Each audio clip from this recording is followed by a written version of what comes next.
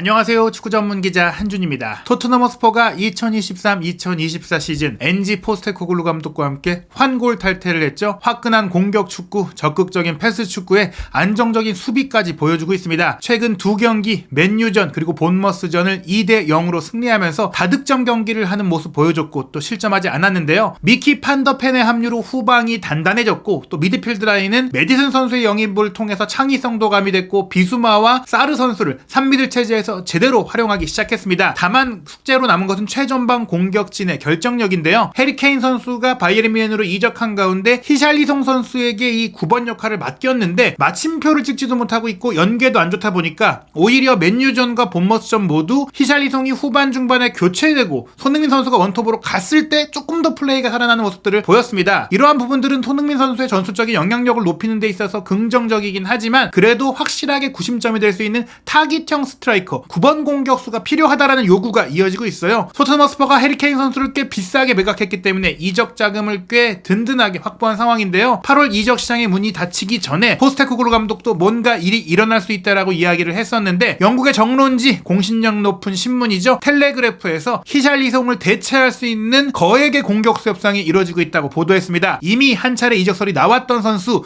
웨일스 대표 공격수인 브레넌 존슨인데요. 최신 보도 내용을 통해 얼마나 이 이적설의 신빙성이 있고 밀도가 있는 상황인지 이 선수가 올 경우 토트넘의 공격 구성은 어떻게 힘을 받을 수 있는지 상세하게 분석해드리도록 하겠습니다. 우선 영국 현지 시간으로 8월 27일에 나온 유료 독점 기사고요. 한국 시간으로는 바로 오늘 새벽에 알려진 기사입니다. 텔레그래프 내에서도 토트넘에 관련된 소식이 정통한 맨로 기자가 함께 쓴 기사인데 이 기사 내용부터 살펴보도록 하겠습니다. 토트넘 허스퍼가 이번 주에 노팅엄 포레스트에 5천만 파운드 한국 돈 약 830억 원에 달하는 공격수 브레넌 존슨의 이적에 대한 협상을 시작할 예정이다. 웨일스 대표 존슨은 금요일 밤에 있을 이적 마감일을 앞두고 막바지 영입을 준비하고 있는 토트넘의 주요 타깃으로 떠오르고 있다. 포레스트에서 존슨의 미래는 여름 내내 불확실했다. 토트넘은 올 여름 첼시, 웨스트햄 유나이티드, 아스톤 빌라, 브렌트포드 등 다른 프리미어리그 클럽에 관심을 끌었던 22세 공격수 존슨을 영입할 준비가 되어 있다. 이미 첼시 같은 경우에는 스털링이 살아나기도 했고 또 니콜라스 잭슨이 잘해주고 있기 때문에 존슨 영입이 급한 상태는 아니고요. 웨스트햄 같은 경우도 쿠두스 영입을 공식 발표했죠. 아스톤 빌라 역시 다른 공격수들을 보유하고 있고 또 브렌트포드는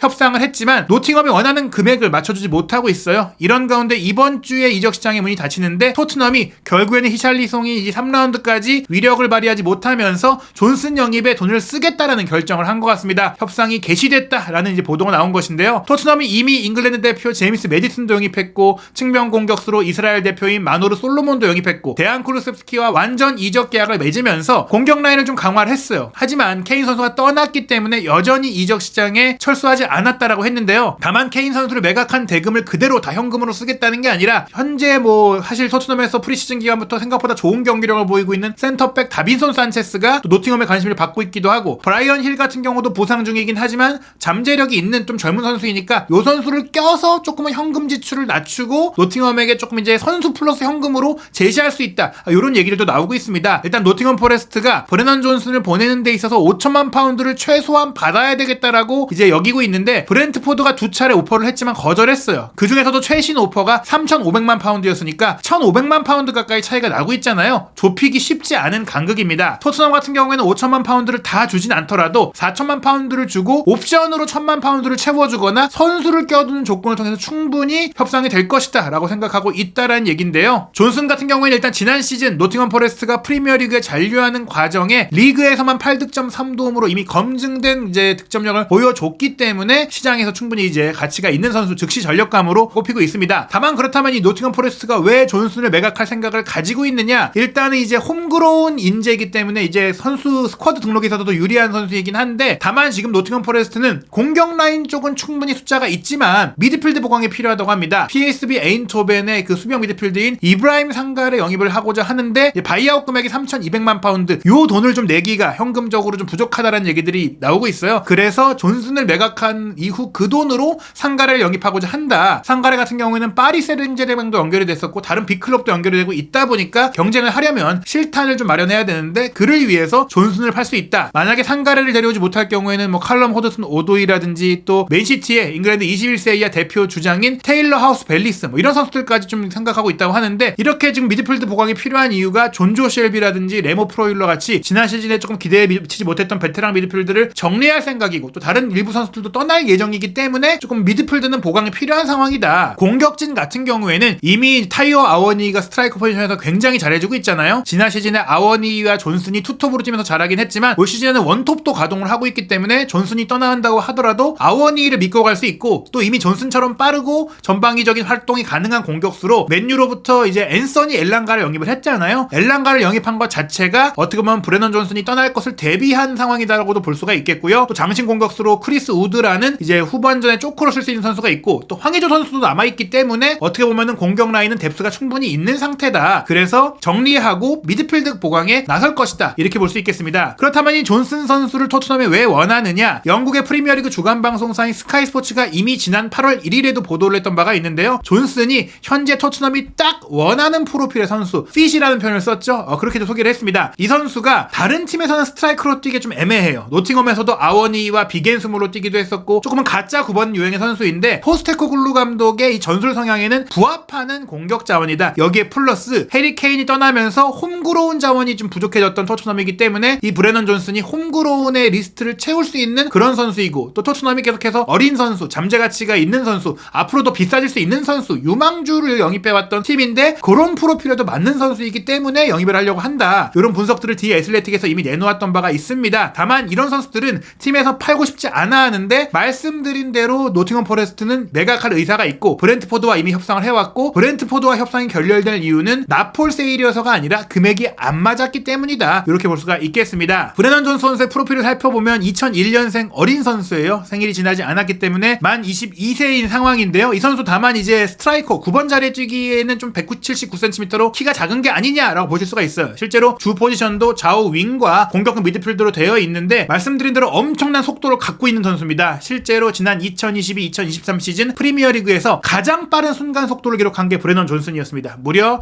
36.7km를 시속으로 기록했던 바가 있기 때문에 엄청난 속도로 전방을 누빌 수가 있고, 또 그러면서 키는 크지 않지만 프리미어리그에서 살아남을 수 있는 완력과 몸싸움을 어느 정도는 보여줬다, 검증이 됐다라는 얘기예요. 일단 이 선수가 주목받기 시작했던 것은 지지난 시즌이죠. 2021-2022 시즌인데, 노팅엄 포레스트가 이제 챔피언십에서 프리미어리그로 승격하는 과정 속에 굉장히 좋은 경기력을 보여줬었죠. 그런 경기력 때문에 사실 제드 스펜스를 토트넘이 영입하기도 했던 것인데, 그 중에서도 진짜 에이스는 브레넌 존슨이라는 얘기들이 있었죠. 그때는 지금보다 더 어렸던 나이잖아요. 그 당시에 세컨드 스트라이커와 좌우 윙포워드에다가 최전방 공격수, 공격형 미드필더의 중앙 미드필드까지 정말 다양한 포지션을 소화하고 전술적인 역할을 소화하면서 챔피언십이긴 하지만 16득점 9도움으로 25개의 공격 포인트를 올렸고, 전체 공식 경기는 53경기를 뛰면서 19득점 9도움으로 28개의 공격 포인트를 올렸거든요. 체력적으로나 속도적으로나 결정력적으로나 창의성적으로나 모든 것들을 보여준 정말 전천후 공격수라고 할 수 있겠는데, 이 선수가 국가대표로도 지금 주전으로 뛰고 있어요. 결국에는 웨일스 대표로도 풍부한 국제 경험을 쌓고 있다. 2022 카타르 월드컵 본선도 소화를 했고요. 이 본선 진출 과정에도 맹활약을 펼쳤고, 지난 2022년 여름에는 벨기에와 네덜란드를 상대로 또 연속으로 대표팀 득점을 올리면서 좀 큰 경기에 강한 그런 모습들까지 보여줬고, 이를 통해서 이제 잉글랜드 챔피언십 올해의 영플레이어상도 받았고, 또 웨일스의 64년 만에 월드컵 본선 진출도 이끌었고, 또 프리미어리그 무대를 경험한 바로 지난 2022-2023 시즌에도 사실은 거의 적응기 없이 38경기를 다 뛰면서 8득점 3도움 11개의 공격 포인트를 올렸다라는 점에서, 또 전체 공식 경기로 보자면은 카라바오컵 2골을 포함해서 10골을 넣었기 때문에 충분한 득점력과 경험치를 쌓았다. 어린 나이지만 이미 굉장히 이제 베테랑급의 그 국제 경험을 갖춘 선수다, 검증이 된 선수다, 이렇게 볼 수가 있겠습니다. 게다가 말씀드린 대로 포스테코글루 감독이 셀틱을 이끌 때 이 후루아시 선수가 작지만 빠르게 움직이고 위치를 침투하면서 마무리하는 그런 포처 역할로 좀 기용을 하면서 재미를 많이 봤거든요. 그래서 실제로 포스테코글루 감독이 토트넘에 오면서 후루아시를 영입하지 않겠느냐라는 얘기들도 이제 소문이 나왔었지만, 결국에 후루아시 선수가 그래도 조금 너무 작고 또 프리미어리그에 통하기에는 피지컬적인 면이 아쉽지 않겠느냐, 이런 지적들이 많다 보니 결국 이 선수가 셀틱에서 스코틀랜드 최고의 선수로 선정됐음에도 불구하고 결국에는 셀틱과 재계약을 하고 남게 됐잖아요. 이런 부분들을 봤을 때는 전술 성향상 포스테코글루 감독이 브레넌 존슨을 프리미어리그의 후루아시로 쓸 수 있다, 이렇게 볼 수가 있겠고요. 또 손흥민 선수를 최전방으로 쓸 수 있다라고 했던 그 인터뷰 당시에 포스테코글루 감독이 이렇게 얘기를 했어요. 감독마다 팀을 구성하는 방식 방식이 다르기 때문에 어떤 팀에서는 소니가 중앙 공격수로 뛰지 못할 수 있겠지만 우리가 플레이하는 방식과 앞으로 플레이하는 방식에서는 충분히 옵션이 될 수 있다 이렇게 얘기를 했는데, 실제로 말씀드린 대로 맨유전 본머스전 후반전에 손흥민 선수를 최전방에 두고 연계도 하게 하고 침투도 하게 하고 좀 이제 후루아시처럼 기용을 했단 말이죠. 이런 역할들을 아예 전문으로 할 선수를 데려오겠다, 바로 그게 브레넌 존슨이라고 할 수 있겠습니다. 히샬리송 선수가 그런 역할들을 해줬으면 좋겠지만 버텨주지도 못하고 연계도 못하고 무엇보다 결정력까지 안 좋다 보니까 지금 사실 히샬리송 선수에게 많은 돈을 투자했지만 존슨에게 투자하려는 이적료도 거의 그에 준하는 수준이거든요. 결국에는 존슨이 올 경우에는 히샬리송이 매각될 가능성까지 좀 염두에 둬야 될 것 같은데요. 일단 존슨이 올 경우에는 최전방 공격수로 뛸 것 같고 좌우 측면도 볼 수 있겠지만 왼쪽에서는 손흥민 선수 그리고 페리시치 선수도 좋은 경기력을 보이고 있고 오른쪽에서는 쿨루세스키가 있고 솔로몬까지 온 상태에다가 만약에 존슨이 왔을 때 히샬리송이 매각되지 않는다면 오히려 히샬리송이 본인이 주 포지션을 삼았던 윙포워드 쪽으로 내려가서 이쪽에서 좀 경쟁할 수 있는 가능성까지 염두에 둔다면 존슨을 최전방에 두고 또 손흥민 선수까지도 좀 왔다 갔다 하면서 뛰게 하는, 전방에서 뛰게 하는 요런 좀 스위칭 플레이까지 시도가 될 수가 있다, 이렇게 전망을 할 수가 있겠습니다. 나머지 포지션은 보시다시피 이제 플레이메이커로서 메디슨과 로셀소가 있고 또 사르와 스킵이 박스 투 박스로 움직이고 비수마가 지금 최고의 플레이를 펼치고 있고 호이비에르가 이적설이 있었지만 지금 이적료 협의 문제 때문에 난항을 겪다 보니까 잔류할 가능성까지 제기되고 있는데, 호이비에르도 교체로 들어올 때마다 후방에 안정감도 주고 좋은 패스를 뿌려주고 있기 때문에 남을 경우 토트넘한테는 좋고요. 뭐 안 남는다고 하더라도 벤탄쿠르가 부상에서 돌아올 경우에는 뭐 사르의 자리나 비수마의 자리를 다 볼 수가 있기 때문에 중원도 사실은 뭐 더 좋은 선수가 한 명 더 와주면 좋겠지만 이대로 운영이 가능합니다. 뭐 좌우 풀백 우도기, 포로 그리고 로얄, 데이비스 다 준수한 활약 펼치고 있고, 센터백 라인은 사실 한 명 정도 좀 특급 센터백이 더 오면 좋겠지만 현재 판더펜, 로메로, 뭐 데이비스, 산체스 요 라인업으로도 지금 유럽 대항전을 치르지 않기 때문에 큰 문제는 없다고 볼 수 있겠거든요. 그렇다면 지금 절실한 영입은 히샬리송이 너무나 부진하기 때문에 브레넌 존슨을 데려오는 것이고, 브레넌 존슨이 온다면 여기에 확실하게 돈을 투자해서 확보를 한다면 토트넘이 마지막 퍼즐 조각을 찾는 상황이 될 수 있다, 이렇게 볼 수가 있겠습니다. 물론 협상을 해봐야 되고 또 이적 시장에는 많은 변수가 있고 또 시간이 많이 남지 않았기 때문에 여러 가지 시시각각 바뀌는 상황들이 있을 것 같은데요. 일단 토트넘은 경기를 치르면서 이적 시장의 마지막 영입을 추진해야 될 것 같습니다. 이적 시장 마감을 앞두고 한국 시간 8월 30일 수요일 새벽 3시 45분 풀럼과 토트넘의 카라바오컵 2라운드 경기가 있는데, 이 경기에 좀 히샬리송이 나와서 골을 넣으면서 자신감을 살리지 못한다면 더욱더 토트넘은 브레넌 존슨이 절실해지는 상황이 될 것 같고요. 그럴 경우엔 이적료가 좀 더 올라갈 수도 있을 것 같은데 과연 어떤 형태로 토트넘이 이적 시장의 마지막 한 주를 보내게 될지, 또 결국 최전방에 어떤 선수를 통해서 올 시즌을 끌고 가는 상황이 될지 한준TV에서 최신 소식, 현지의 독점적인 보도들 확인하시기 바랍니다.